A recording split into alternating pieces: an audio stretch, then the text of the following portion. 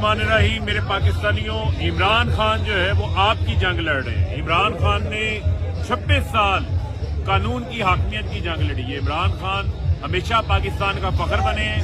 عمران خان نے ملک نہیں لوٹا، نہ کبھی ڈاکہ مارا، نہ چوری کی، نہ کرپشن کی، لیکن وہ لوگ شہباز، زرداری، فضل الرحمان، ان کے ہواری، یہ رانا ثنا، یہ کیوں خوفزدہ ہے عمران خان سے؟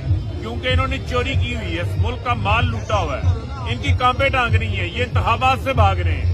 یہ کہتے ہیں عمران خان کو گرفتار کر لو، جیل میں ڈال لو۔ ان کو یہ بتانا چاہتے ہیں عمران خان 22 کروڑ عوام کے لیڈر ہیں۔ 22 کروڑ عوام اب عمران خان بن چکی ہے۔ عمران خان نے اپنی جان خطرے میں ڈال کر، جان کو خطرے میں ڈال کر، جان کی قربانی عمران خان کی ہونے لگی تھی جب قاتلانہ حملہ عمران خان کے اوپر ہوا۔ اللہ تعالیٰ نے ان کو بچایا ہے۔ اب یہ ہمارا فرض ہے کہ ہم باہر نکلیں، عمران خان کے ساتھ کھڑے ہوں اور اس مٹھی بھر مافیا کو یہ بتا دیں کہ یہ پاکستان کو ہائی جیک نہیں کر سکتے۔ پاکستان کے فیصلے پاکستان کی عوام کرے گی، کسی اور کو نہیں کرنے دیں گے انشاءاللہ۔ سب پہنچے لاہور میں، وہ زمان پارک پہنچے۔